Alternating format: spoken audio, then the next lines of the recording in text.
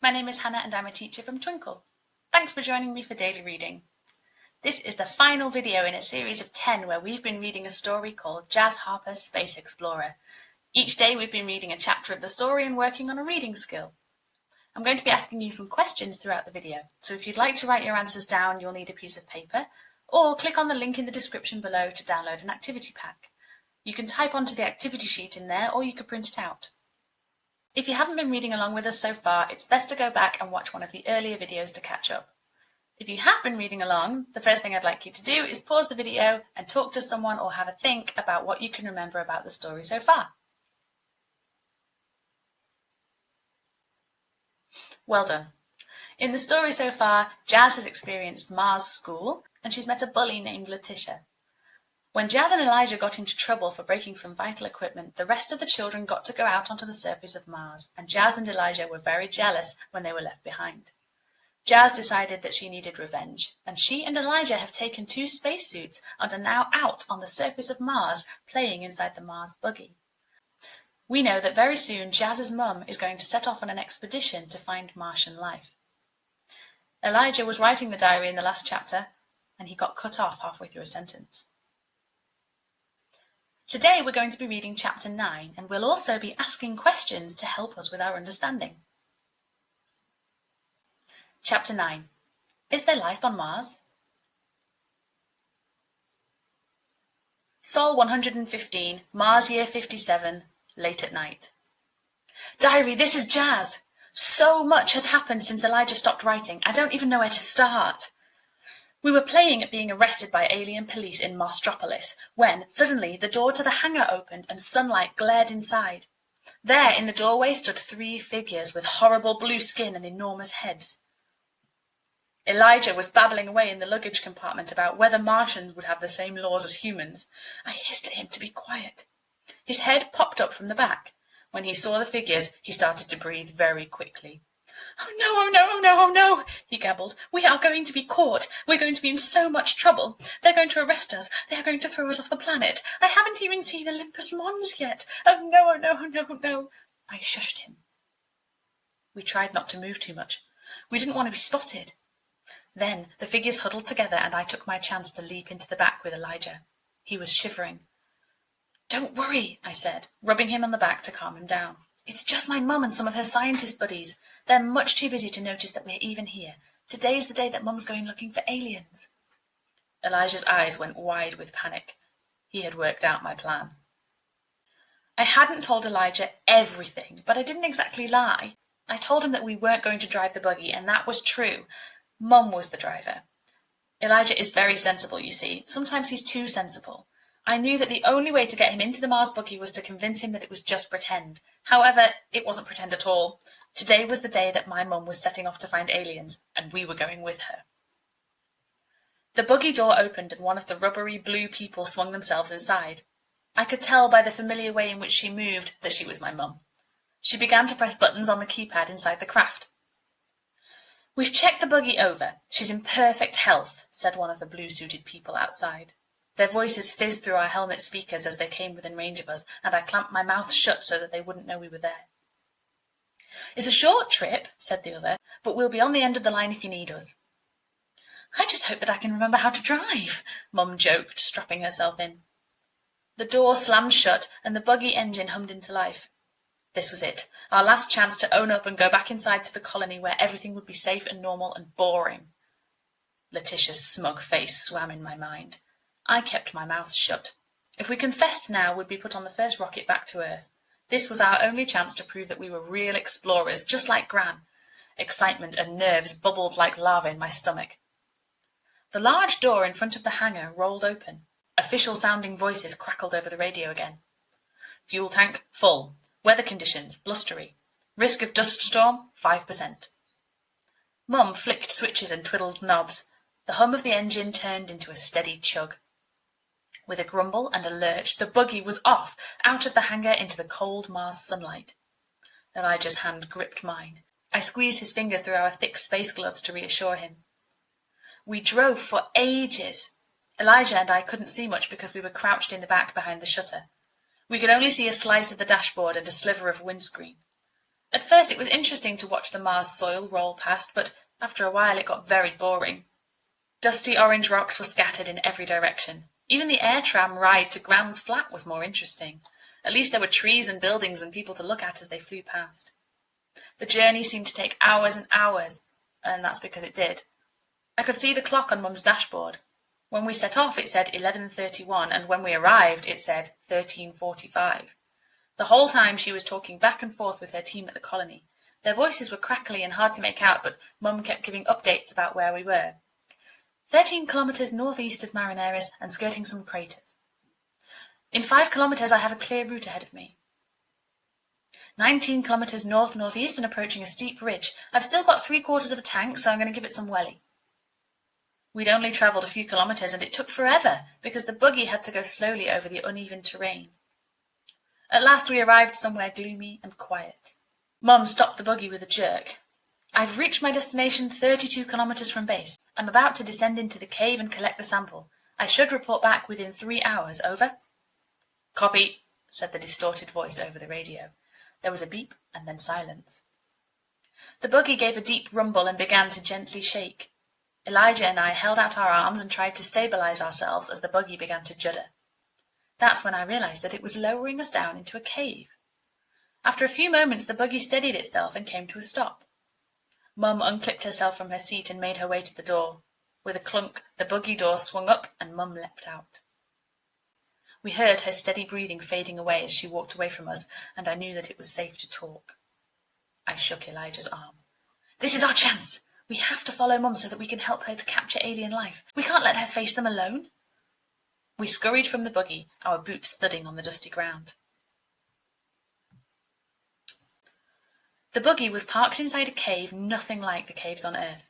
It was more like a crater as the sunlight streamed in from the large hole above our heads. The floor was made of rubbly red soil and the walls were rough. Jagged tooth shapes hung from the roof. Look, Elijah whispered. That means that there must have been lava here once. Shh, I said at once. What if the aliens hear us? Or even worse, Mum? In one hand, Mum was holding a strange piece of equipment with a long metal rod and a small display, and in the other she held a torch. A trowel and a jar hung from her belt. We waited until Mum was nearly out of sight before we crept after her. Every so often she stopped and plunged the metal rod into the ground. Each time we froze, hardly daring to breathe until she started moving again. I wondered if the metal rod was some kind of Martian sensor. Mum went deeper and deeper into the cave until everything was completely black. It was eerily quiet inside my helmet. I gripped my screwdriver and strained my ears pointlessly. Sound doesn't travel far in the atmosphere here, and all I could hear was Elijah's panicked breathing. But what if aliens had super hearing? Perhaps Martians could see in the dark, and that's why they didn't mind living in caves. Perhaps we were at the entrance of an underground city. Mum didn't seem to be carrying tranquilizer darts or a net. I wasn't sure how she was going to collect an alien with just a torch and a trowel. We followed Mum for hours. Although I didn't have a clock or watch, I felt sure that we had been outside of the buggy for longer than we'd been travelling in it. Mum didn't turn back once. She was lost in her work. Her torch beam shone on the cave walls, which glowed deep crimson. In her wake, I inspected them for alien symbols and the floor for three-toed footprints or slithering tracks. Let's talk about our reading skill. When we read a book, there are bound to be things that we don't understand. Sometimes these are words that we've never heard before. Sometimes it's a sentence that doesn't make sense to us. Sometimes we struggle to understand why a character is behaving in a certain way, or why things are happening in the story. The first thing I'd like you to do is pause the video and look at pages 146 and 147.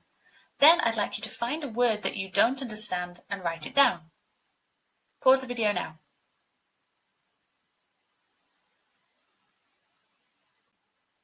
Good. Now, I don't know what word you chose, so the next thing I'd like you to do is pause the video and go and find out the meaning of your word. You could look it up in a dictionary, search the internet for it, or ask an adult to explain it to you. When you've done that, write down what your word means. Pause the video now. Well done. Now that you know the meaning of your word, pause the video again and go and reread the sentence with your word in. I wonder if the sentence makes more sense now. If not, ask an adult to help you work it out. Pause the video now and do that. Let's keep reading. I was so busy looking around at the cave for signs of alien life that at first I didn't notice how strangely Mum was acting. She was stumbling over her own footsteps, and she bounded off one cave wall and onto the other. She was shaking violently. Then she fell forwards onto her knees. I tried to race over to her and see if she was okay, but Elijah grabbed my arm, and as we watched, we saw what she was doing. She was scraping at the ground with her trowel. She poured a trickle of red dust into the jar at her waist and was just sealing it up when she slumped to the side against the cave wall. "What's happening?" asked Elijah. I didn't wait to find out. "Mum!" I yelled, and I ran to where she lay. I shook her shoulder. "Oh, have you come to rescue me?" she said in a slow, woozy voice. "It's very warm. I didn't know that Mars was so warm. I'm going to take off my spacesuit." With that, she reached up to unclip her helmet. "No!" I yelled, and I grabbed her hands.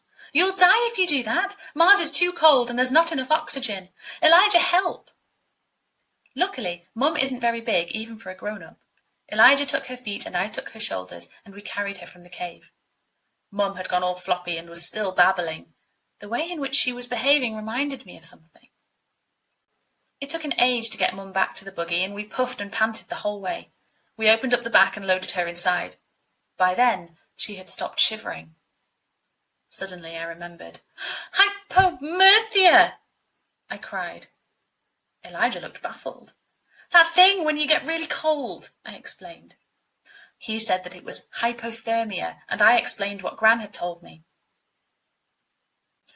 I'm going to pause there again. There's a lot of strange things happening on this page.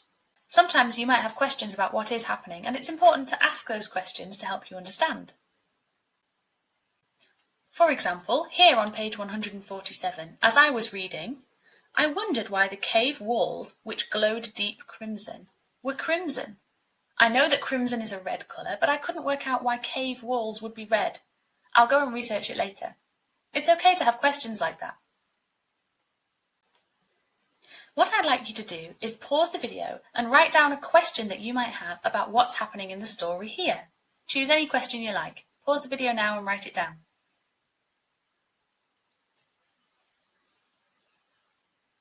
Well done. I can't answer your question because I don't know what it is. After the video is over, see if you can find the answer to your question with the help of an adult. Let's keep reading. It means that she's too cold. I didn't say that if we weren't quick, she could die. I didn't want to even think about that. We need to warm her up, but not too quickly. Grab my bag, it's full of socks. What about the silver ponchos? Said Elijah, flinging my bag over. If we turn the ponchos inside out, her body heat will be reflected back at her so that she warms up instead of getting colder and colder. Perfect! I shouted. Wrap her middle first so that she warms from the inside out. We should get the engine running too. The screen showed that the buggy's temperature had dropped to -4 degrees C, but Elijah and I couldn't feel it. Elijah said that the heat of the engine should warm up the buggy. He explained that Mum's spacesuit's heating regulator system must be broken, or she wouldn't have got so cold. When he inspected the wires on the front, he found the tiniest split in one of the wire cases. They're meant to be checked and double-checked before every mission. Mr. Mustache said so. As I said it, I remembered with a twinge of guilt how fed up I'd been just cleaning 3 of those suits. If I'm ever on wire-checking duty in the future, I'll be extra careful, even if it's the most boring job in the world. But there was no time to dwell on that. Mum needed help now. Let's go, I said, pushing Elijah towards the pilot seat. Elijah's face went all wobbly and his eyes went so wide that I could see how white they were even through the dark glass of his helmet. Me? But I'm rubbish at galaxy races. It's true. Elijah is completely rubbish at galaxy races. Jazz? Mum's weak voice croaked over the rumble of the buggy's engine. Jazz, it's time for bed now, darling.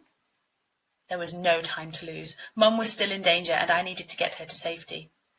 I'll pilot the buggy back to Marinera's colony. Just keep Mum warm and don't let her go to sleep, whatever you do. We want to keep her conscious so that we can tell if she's warming up. I leapt into the pilot seat. Elijah had already started up the engine so that all I had to do was get the buggy moving. I pressed button after button, but nothing seemed to happen. I had to get this thing moving or Mum was going to be in even more trouble. After trying a few more buttons, I realised that there was a pedal on the floor. This had to work. Pressing the pedal lightly with the very tip of my toes, I held my breath as the buggy began to move forwards. Slowly, we rumbled over the rocky ground. I experimented with the steering wheel, jerking it this way and that. Then I revved the engine and we shot up out of the cave and over the rocky landscape, following the buggy tracks in the dust. That's the end of chapter 9. There are more questions and activities that you can do after watching the video. Just click the link in the description below to download the activity pack. This is the final video in our series, but there's still one more chapter. It's called The Greatest Explorers. Read it on your own or with an adult, or if you'd like to hear it read to you, click on the second link in the description below. I hope that you've enjoyed listening to Jazz Harper Space Explorer, and I hope that you'll join me again for another story. See you again soon.